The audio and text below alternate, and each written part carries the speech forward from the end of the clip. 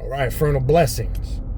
Yeah, I think I'm going to do I wanted to spend a little more time on the timepiece. I think I'm going to do a part 2 to this isolated consciousness of set. It won't be too long-winded. It's about 20, 25 minutes. All right, but again, quick announcements like I like to do in the beginning of every video. If you are interested in signing up or taking the classes that I do offer, you want to go to the official Primordial Chaos Patreon page, patreon.com/Baniti, Baniti. That's patreon.com/Baniti, Baniti. Join tier 3, and that gives you access to the 3 private classes I do on Patreon every month for Patreon members only, plus the group ritual we do together at the end of the month.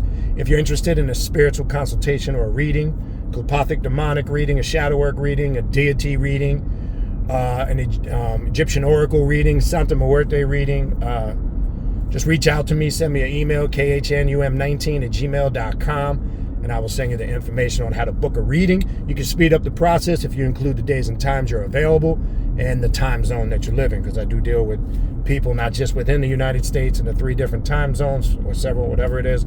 I also deal with people overseas and out of state. All right, so shoot me an email and I'll get that information over to you. Also, 6th Annual Journey of the Black Adept Conference is in full effect. You can sign up and register now in person or virtually. Shoot me an email and I'll send you the information on how to sign up, either way, virtually or in person. We do have people that have already been on signing up and inquiries already, which I know some of you reached out. I just saw some emails. I will get to that later when I get stabilized back at the house. All right, also keep in mind all this new content is being uploaded to the official Primordial Chaos podcast page on Spotify and all major podcast platforms. The direct link to the podcast is in the description box of this video. So now you can listen to all this new content and audio files while exercising, driving, or just doing shit around the house, etc. All right? So let's continue. The previous video, and I want to continue in this video. I do want to finish a part 2 of this just for another 20 or 25 minutes. We were talking about the isolated consciousness of Set, the uniqueness of connecting with the energy of Set, and that form of the mask of the adversary. And as I said, where we left off in the previous video, that aspect of isolation, that separateness, you gotta, it's not in simplistic words you can describe in a brief sentence or a few words what that isolation is. It's an overall isolation of mentally, emotionally, spiritually. You're going through serious changes, because once you connect to this path of isolation, once you are on a path or an adversarial current of spirituality, there is, quote unquote, that serious withdrawal from your mundane existence. Because remember, this path, as I've said many times before, you are voluntarily entering, through the pylons, through the gates, you want to use the Egyptian term, and you're saying, here I am, tear me apart, destroy me, and then reconstruct me. You are voluntarily willing to say, I'm willing to address my bullshit no matter how painful and difficult and challenging it might be. I'm ready to do this, because I know if I don't do it, that I'm never going to get to the place in my life that I need to be. So that pullback or that withdrawal or that isolation that people are describing is they're separating from everything in the world that they existed in for so many years that they thought was the reality. Because you got to also remember there's subconscious forces at play there. Everything on a deep subconscious level is being challenged too. It's being challenged because a lot of things that are embedded in your subconscious are coming to the surface, meaning you're starting to think different, you're starting to feel different, you're starting to look at things differently. Because Set works like many of these other adversarial currents, where it strips away and cuts away, destroys, eliminates, whatever you want to call it, those things that are a part of you that could be toxic to you on all levels. Things that are holding you back. It could be habits, it could be behavior characteristics.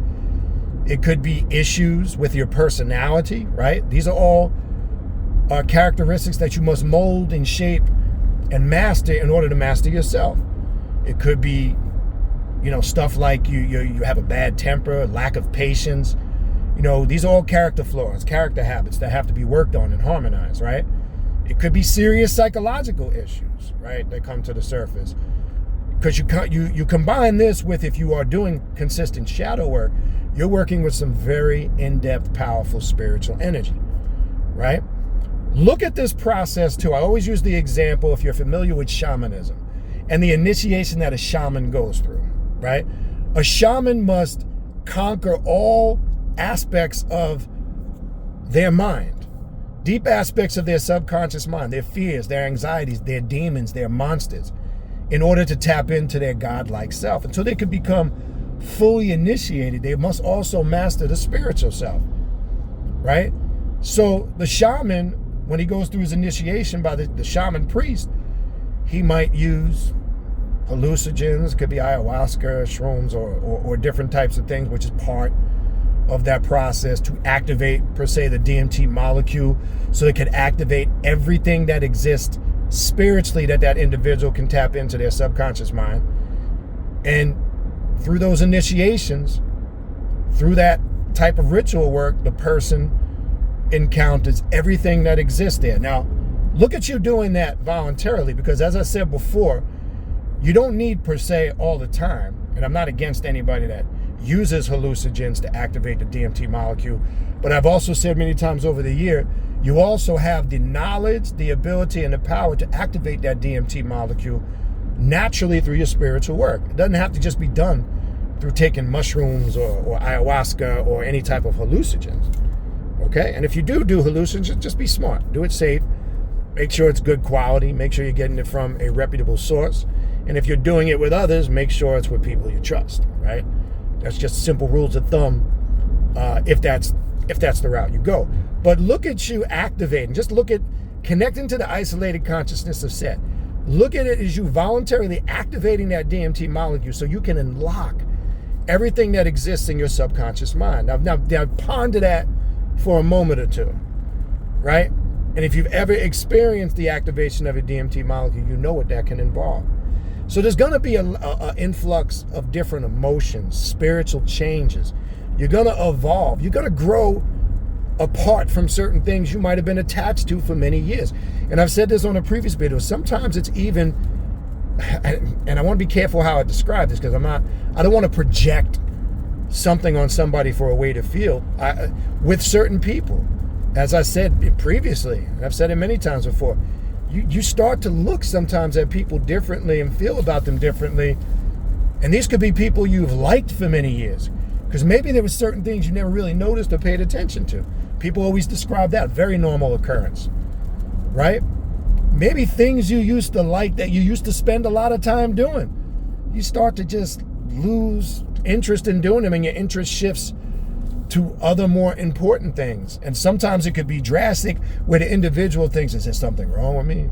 Is it this drastic? Yes, it can be that drastic, 100%. Okay? Now, I'm just trying to describe it in general as a whole, but keep in mind this, okay? When we are talking about experiences like this, personal experiences, it's impossible to gauge it exactly the same for everybody. This is why you always hear me say everybody's going to experience it a bit differently. Everybody's journey is similar in the sense we're all trying to get to that goal of mastering ourselves on all levels. That's where it's similar. We're not all quite taking the same road to get there. There might be some similarities in our journey, but not everybody's journey is unique to a certain degree. Not everybody's journey is exactly the same. So that is another reason why it is called a path of isolation, because at the end of the day, regardless of how many books you read, regardless of how long you've been studying, and it's great to have elders, teachers, and people assisting you, but at the end of the day, when you're in that chamber room and you're making that journey, you're on that journey by yourself at the end of the day. There's no books. There's nobody holding your hand. When you go through those real life spiritual transformations, you got to be ready to be able to stand on your two by yourself. And that's what I mean when I've been saying for years, at some point, the students got to let go of the teacher's hand and become the master themselves. Now, we're always students in the sense, as I said before, that we're always willing to learn. I always have a student mentality, not in the sense of following somebody and being a follower and being told what to do, not that type of student. But I always have a student mentality, student energy, that I'm always open and inquisitive to learning. So you're always a student in that sense. That should never change, and that should never go away. But at the end of the day, when you're in that chamber room, and when you're doing your ritual work, it's just you, or as they say, me, myself, and I, right? The real trinity of self. It's you. Nobody can hold your hand. And as I said before, unfortunately, because your journey is so unique, and as I said, the part of the isolated consciousness of Set is one, maintaining your individuality, but yet understanding the collective connectedness. That's what we do different as opposed to other paths. You say we're all connected. Sounds very simple and very easy, but it's not. How do I understand the connectedness, but still understand that I am unique in the sense I still retain my individuality in that connectedness? To some people, that's confusing. They say, that doesn't make sense. It contradicts. No, it don't. Not if you don't. It doesn't contradict itself if you understand the isolated consciousness of Set. If you don't, then it does. Okay? I can only explain it in so many words. I can't make you see it. I can just explain it. I can probably show you better by my actions, by my understanding, just like anybody else that is connected to it would be able to do the same thing. So there's only so many ways it can be explained. It's the best way I could describe it. Okay? So you come to that realization of you are a unique individual.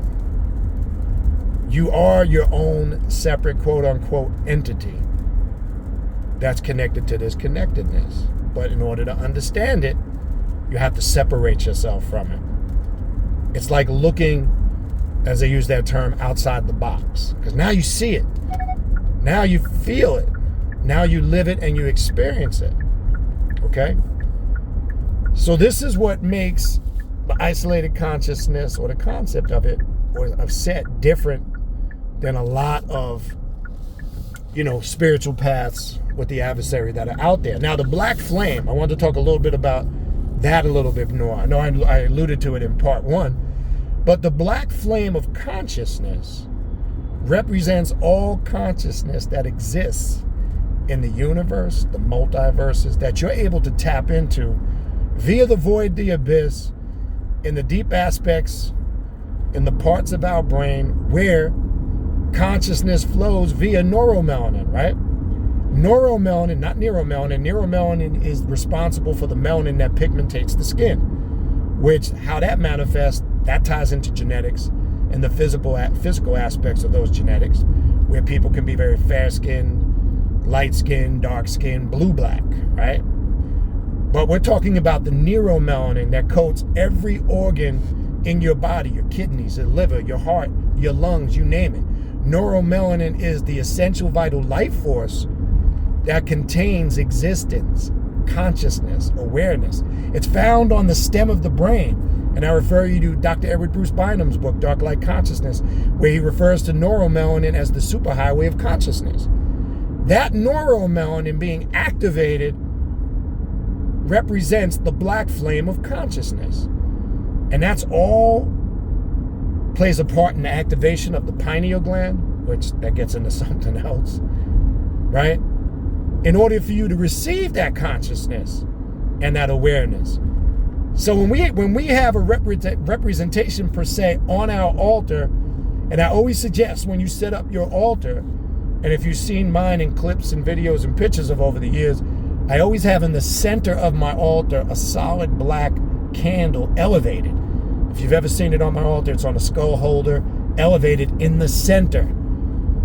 See, as I've told you before, my altars are also set up geometrically. There's a mathematic formula, the way things are placed. Geometry, mathematics, points, energy, because it all connects to energy centers, energy points, degrees, latitude, longitude. I'm not going to get into that here because that could be a whole class for itself. The supreme geometry of how your altar is set up and how you tap into the energies and the points plays a role. But there's a powerful aspect when you consecrate your altar and you put that black flame in the center elevated. It represents the void, the abyss, the Leviathan. And if you see it, I have it in a candle holder with the Leviathan cross on it, right? It represents, that is the center, the focal point. All things emerge and have come into existence via that darkness, that chaos, that void or that abyss. Everything emerges from that Leviathan primordial chaotic energy, right? And that's where Set, that's where you find who and what Set really is and what Set really represents. He is that manifestation of that Leviathan energy, right? One of the most, just saying it just gets me amped the fuck up. One of the most powerful deities and spirits you can work with. And Set literally looks out for you, man. Like we would say as dudes, that's my boy. When you roll, the best way I can say it, when you roll with Set, he's got your back. Set got your back. Trust me when I tell you. When you represent, as they say, and you represent the right way, Set has your back. Believe that shit. Okay? And I say that from years of experience now. You tap into that Set energy, you want to get shit done. You want to open them doors to a whole nother, take it up a notch and take your shit to the next level. That's Set. But that black flame of consciousness connects to your neuromelanin, the activation of it, activation of the pineal gland, and how you tap in. Or are you really having that awakening? I know everybody says they're woke. I like to ask people in detail, describe to me what you mean when you say you are woke. I don't even like the word because it's been used and abused like a street whore. I just gotta be honest with you. It's just, I hate these words that become trendy, that everybody uses them.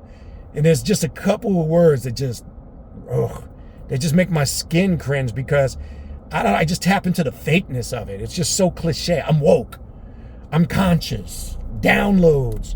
Right? Everybody uses these trendy words and concepts because they see 1, 2, 3. Then when it becomes trendy, everybody wants to use this verbiage that makes them sound deep. And I can't stand that shit. Okay? That's just my personal opinion. I'm not speaking for anything or anybody. It's just, I don't like the trendy bullshit because when it becomes trendy, 9 out of 10 times you get used and abused and spit out. And usually, when things become too trendy, fake people jump on board. That's what I hate about it. And it fucks it up for everybody else in the sense it could discourage newer people from coming on the path. And it just brings an energy into the fold that me personally, I couldn't take. I don't like. I don't have time for it. But anyway, that's a conversation for another time. But that black flame of consciousness, I want to finish with that before I get to my destination, as I am a little bit behind today. I'm about 15, 20 minutes behind with my routine today. My little guy's back in school. I've been up, ate breakfast, did my ritual work at the altar, came back to the house, got ready, suited up, went to 9 rounds, leaving there. Now I'm going to lift weights, about to leave there, go pick up my son from school, back to the house. Yeah, managing your time, people, is magic. Managing your time is magic. Just got to do it. I don't even think about it. Just got to do it. Just got to roll with it. Get it done. Get it done. That's Set energy, man. Get it done. Get it done. But anyway, the last thing I want to finish with is just me, man. I told you, when I do this Friday, sometimes I do these Friday rituals, it amps me the fuck up. I feel like I can drive through this truck in front of me. Let me stop. The last thing I want to finish with and wrap this video up is that black flame of consciousness and what it represents, to me, is the very core essence of the adversary, especially in the form of the mask of Set, Sotuk, Seth, whatever term you want to use. These are different titles in different cultures and languages that they refer to him as, whether it's the Greek, ancient Kemet, whatever, all right, whatever floats your boat. That black flame of consciousness is the core representation of what Set is all about. And again, as I said, that's why I have it in the center of my altar, a solid black candle, always burning, representing that black flame of consciousness. Because, do this if you haven't. Sometimes a very simple, powerful meditation on that. If you have a chamber room or an altar room, or if you don't, find a quiet room and sometimes place on that table with an image of Set, or if you have already working altar, only thing you have lit in that entire room, and make sure it's nice and dark. just light that black flame, and that black flame only in the center, and just meditate and focus on that black flame of consciousness. I will promise you, you will get a lot of inner wisdom, inner guidance. You'll hear the voice of Set. You'll get communication from the spirit. I call it the black flame meditation.